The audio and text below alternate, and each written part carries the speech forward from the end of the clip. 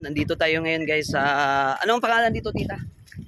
Kimanis. Kimanis. Andito tayo ngayon sa Kimanis guys, kung saan yung pinakamalamig na lugar dito sa ano ni tita. Grabe. Yan, nakikita nyo, puro fogs. Nasa loob kami ng fogs. Siguro kung sa baba to, clouds na. Ano tayo? Ang lamig dito, kaya stop over muna kami and then magkakape. Para ma-experience naman namin yung sobrang lamig dito. Diba? And ayan, may ano dito, saktong-sakto, may kapihan. And then, dito ko din natagpuan yung pinaka-paborito kong kape guys. Ang sarap magtimpla ng kape dito. Kaya, ayun, nagdala ako. Kung maubos, siguro papadalhan ako ng tita. And yun, may nakikita nyo guys, puro puti na lang. Kasi nga puro fogs na lang talaga siya. At wala kang ibang makikita sa ano. Kaya yung mga sasakyan dito, dahan-dahan na lang aakyat. And yun. And then ang linis ng ano, ang linis din ng lugar nila dito. Ayun, ang daming bumababa. One of the tourist spot din kasi ito eh. Tingnan nyo, ayun oh. May mga bumababa.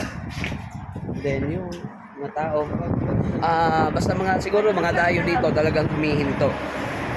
So yun ganda ng view eh. Ano ko muna kayo dito kung ano yung nasa loob.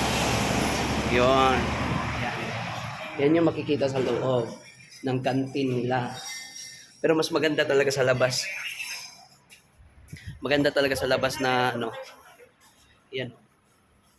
And then gusto ko ipakita sa inyo yung malabundukin na nasa baba. Kasi ito yung, hindi pa ito pinakamataas, pero ang lamig. Oh, overview din kasi ito eh. Overview siya, pero yung nasa baba, puno pa rin. Yun oh. Yan. Yan, nakikita nyo guys. Oh. Yan. At syempre ang ganda ng ano dito, nakaka-relax. Then nakakawala ng stress kapag bibisita ka dito sa lugar ni Tita Nora. So ayun, sa mga kabunsuan natin diyan at sa mga viewers natin diyan. Ayan guys, hanggang dito lang po yung video natin. Short video lang to. So I hope sa mga hindi pa nakapag-subscribe dyan, subscribe na kayo.